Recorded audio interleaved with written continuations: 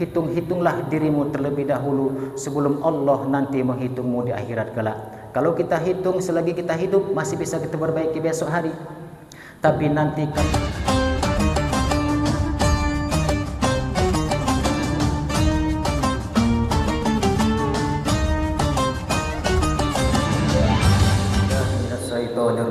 Bismillahirrahmanirrahim. Assalamualaikum warahmatullahi wabarakatuh.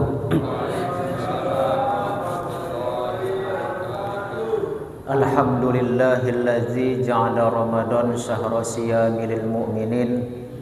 Ashhadu an la ilaha illallah wahdahu la syarikalah wa ashhadu anna Muhammadan abduhu wa rasuluhu alladzi la nabiyya ba'dah. Allahumma salli wa sallim wa barik ala sayyidina Muhammad wa ala alihi wa ashabihi ajma'in. Rabbis shrah li sadri wa yassir li amri wahlul 'uqdatan min lisani yafqahu qawli. Allahumma faqihna fid din wa 'allimna ta'wil. Subhanaka la ilma lana illa ma 'allamtana innaka antal alimul hakim.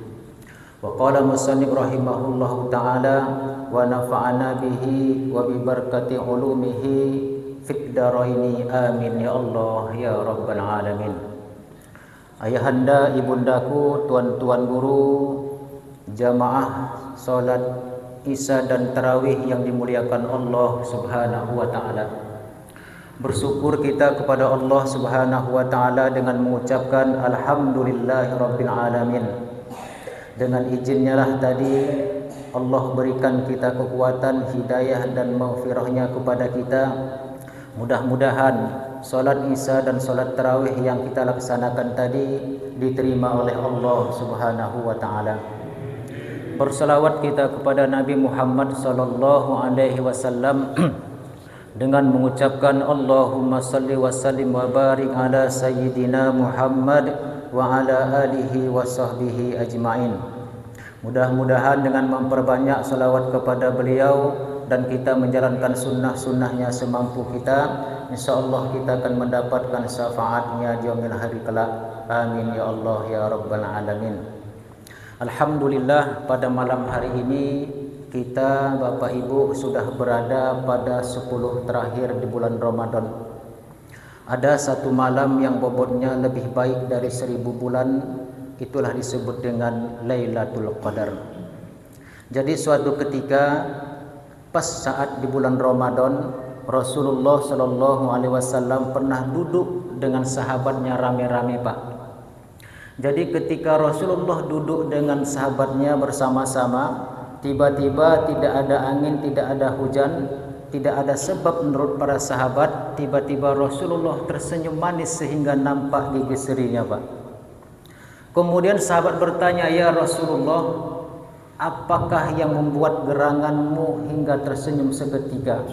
Kami tidak ada membuat sebuah kegembiraan kepadamu dan kami tidak ada membuat lelucon kepadamu, tapi tiba-tiba engkau tertawa, tersenyum di hadapan kami." Kemudian Rasulullah sallallahu alaihi wasallam berkata, "Wahai sahabat-sahabatku, Allah barusan saja memperlihatkan kepadaku," kata Rasulullah, "tentang hari kiamat, di mana mereka dikumpulkan oleh Allah Subhanahu wa taala. Kemudian aku melihat," kata Rasulullah, "ada seorang nabi yang masuk surga yang tidak ada pengikutnya satu orang pun." Siapa dia wahai Rasulullah? Dia adalah Sam'un al-Ghazi, kata Rasulullah Muhammad sallallahu alaihi wasallam. Jadi bagaimanakah ceritanya itu wahai Rasulullah? Jadi Sam'un al-Ghazi ini Bapak Ibu yang dimuliakan oleh Allah Subhanahu wa taala, hidup pada masa Bani Israel dan hidup pada masa zamannya bangsa Romawi. Jadi dia berdakwah kepada Allah Subhanahu wa taala. Kalau malam dia beribadah kepada Allah Subhanahu wa taala, kalau siang dia berpuasa untuk Allah Subhanahu wa taala. Dan salah satu mukjizat Sam'un al-Ghazi ini adalah diberikan Allah kekuatan untuk tahan lapar dan tahan haus, Pak, tanpa makan. Inilah salah satu mukjizat dari Nabi Sam'un al-Ghazi ini. Jadi jumlah nabi itu ayahanda ibundaku jamaah rahimakumullah dalam riwayat yang kita temukan dan dari guru-guru kami ada 24.313 orang itu rasul. Kemudian yang wajib kita ketahui itu ada 25 orang. Di antara 25 orang itu disaring lagi menjadi 5 orang. Itulah rasul ulul azmi. Kemudian dari 5 orang tadi disaring lagi oleh Allah Subhanahu wa taala, itulah disebut dengan khatimul anbiya wal mursalin, yaitu Sayyidina Muhammadin sallallahu alaihi wasallam. Jadi Sam'un al-Ghazi ini tidak ada pengikutnya, kata Rasulullah. Jadi bangsa Romawi dan Raja Romawi pun ketika itu sangat takut Pak dengan Sam'un al-Ghazi ini. Kalau dia berdakwah untuk mengajak pada kalimah la ilaha illallah, mengajak untuk menyembah Allah Subhanahu wa taala, mereka menantangnya. Tapi tak ada satupun yang bisa mengalahkannya. Jadi pada satu ketika Raja Romawi ini berpikir, wahai pengawal-pengawalku, rapat mereka, bagaimana cara kita untuk mengalahkan Sam'un al-Ghazi ini? Gini kata pengawal raja, kita panggil aja istrinya, lalu kita tawarkan emas, intan, berlian atau kekayaan, mudah-mudahan dia mau memberitahukan apa kelemahan Sam'un al-Ghazi itu. Jadi Pak, pada zaman Sam'un al-Ghazi ini kekuatan tidak ada pengaruhnya. Yang sangat berpengaruh pada saat Sam'un al-Ghazi itu adalah harta dan benda. Jadi kalau kita hari ini sebagai tokoh masyarakat, tokoh agama atau para ustadz, kalau tidak ada pengikutnya, enggak usah kecil hati. Seorang nabi aja Sam'un al-Ghazi tak ada pengikutnya, apalagi kita yang bukan nabi, yang bukan rasul. Jadi itu adalah sebuah kewajaran jika tidak ada pengikut kita. Jadi kata raja, wahai istri Sam'un al-Ghazi, tolong kau tanya suamimu, apa sih kelemahan suamimu itu? Jadi disuruhlah oleh Raja Romawi tadi untuk mengikat Sam'un al-Ghazi pada ketika dia tidur Pak. Diikatlah dengan rantai yang besar. Ketika Sam'un al-Ghazi terbangun, hanya digerakkan sedikit badannya saja Pak, maka rantai yang besar tadi putus seketika. Ngapain kau, kata Sam'un al-Ghazi pada istrinya, aku hanya mengujimu aja. Sebenarnya apa sih kelemahanmu wahai suamiku? Karena Sam'un al-Ghazi ini telah berjanji kepada Allah Subhanahu wa taala untuk tidak memberitahukan rahasia kekuatannya itu, maka Sam'un al-Ghazi hanya diam. Besok ditanya lagi oleh istrinya, wahai suamiku, aku kan adalah istrimu, sudikah kiranya engkau memberitahu apa sih kelemahanmu? Lalu karena Sam'un al-Ghazi ditanya setiap hari oleh istrinya, diberitahulah oleh Sam'un al-Ghazi bahwasanya kelemahanku ada pada rambutku. Nah, jadi ini ada satu pelajaran buat kita semua. Seorang nabi pun pernah dikhianati oleh seorang istrinya Pak. Jadi kalau ada kita dikhianati oleh seorang istri, itu wajar-wajar aja Pak, ya kan. Seorang nabi pun ada berkhianat. Jadi ketika Sam'un al-Ghazi tidur, diambillah rambut Sam'un al-Ghazi tadi oleh istrinya, diikat di kakinya, diikat di tangannya, kakinya kiri kanan, tangannya kiri kanan. Ketika terbangun, Sam'un al-Ghazi tadi tidak bisa sedikit pun menggerakkan badannya. Betullah wahai suamiku apa yang kau katakan, ternyata kelemahanmu adalah rambutmu sendiri. Ketika istrinya melihat suaminya tidak bisa bergerak, langsung mendatangi Raja Romawi tadi dan membawa pengawalnya Pak. Setelah dibawa, Sam'un al-Ghazi pun diikat dan ditaruhkan di tiang istana. Setelah ditaruh di tiang istana Pak, disiksa. Hidungnya dipotong, kupingnya dipotong, tangannya diputuskan, kakinya diputuskan. Tiba-tiba setelah sekarat Sam'un al-Ghazi tadi, datanglah malaikat Jibril alaihissalam. Wahai Nabiullah Sam'un al-Ghazi, apa permintaanmu? Katakan kepada Allah, tolong kembalikan kekuatanku seperti semula. Jadi Pak, dalam keadaan tidak punya tangan, tidak punya kaki, Sam'un al-Ghazi hanya menggerakkan potongan badannya tadi Pak di tiang yang sangat besar, maka hancurlah istana raja tadi seketika Pak. Hancur, rajanya mati, pengawalnya mati, istri yang berkhianat tadi pun mati Pak, tertimpa batu-batu istana yang sangat besar tadi. Kemudian Sam'un al-Ghazi dia menyesal dan berkata kepada Allah Subhanahu wa taala, wahai Allah, tolong kembalikan kekuatanku dan kembalikanlah seluruh panca indraku. Dengan izin Allah Subhanahu wa taala, seluruh panca indera Samuel Al-Ghazi dikembalikan lagi oleh Allah Subhanahu wa taala dan dia telah bebas dari tahanan Raja Romawi, dan Romawi pun telah hancur istananya ketika itu juga. Kemudian Samuel Al-Ghazi bersumpah kepada Allah, ya Allah, kata Samuel Al-Ghazi, aku telah melanggar sumpahku kepadamu, karena aku telah berjanji kepadamu aku tidak akan memberitahukan kelemahanku. Karena istriku merayuku, maka aku memberitahukan kelemahanku, dan beginilah jadinya wahai Allah. Oleh karena itu wahai Allah, kata Samuel Al-Ghazi, untuk untuk membalas segala kesalahanku, maka berikanlah aku kehidupan sebanyak 83 tahun atau 1000 bulan. Jadi Samuel Al-Ghazi ini Pak diberikan Allah kekuatan untuk menumpas segala kemaksiatan dan kemungkaran selama waktu umurnya tersisa, yaitu lebih kurang 83 tahun atau 1000 bulan. Pada malam hari dia beribadah kepada Allah, dan siang hari beribadah dia berpuasa untuk Allah Subhanahu wa taala. Kemudian sahabat bertanya, ya Rasulullah, begitu enaknya Samuel Al-Ghazi diberikan Allah umur yang panjang 1000 bulan, bagaimana dengan nasib umatmu? Nasib kami wahai Rasulullah, umatmu ini umurnya sedikit-sedikit. Kalau umur Nabi Muhammad kan Pak antara 60 dan 70 tahun, sementara Samuel Al-Ghazi 83 tahun atau 1000 bulan. Ketika itu Rasulullah membacakan Quran surah Al-Qadar, inna anzalnahu fi lailatul qadr wa ma adraka ma lailatul qadr lailatul qadri khairum min alfisah tanazzalul malaikatu warruhu fiha biizni rabbihim min kulli salamun hiya hatta matla'il fajr. Jadi kisah Samuel Al-Ghazi ini menyebabkan Allah menurunkan Quran surah Al-Qadar ayat 1 sampai ayat 5. Bergembiralah Pak sahabat-sahabat Rasulullah ketika itu. Alhamdulillah, terima kasih ya Rasulullah, begitu baiknya Allah Subhanahu wa taala. Jadi ada satu malam di bulan Ramadan ini yang bobotnya lebih baik daripada 1000 bulan yaitu hampir sama dengan amalan Samuel Al-Ghazi. Kata Rasulullah, jangan kalian gembira dulu, karena walaupun kalian beribadah di bulan Ramadan ini dari awal sampai akhir, maka akan tertolak apabila kalian ada dalam 4 perkara ini, kata Rasulullah. Yang pertama adalah orang yang sering meminum khamar.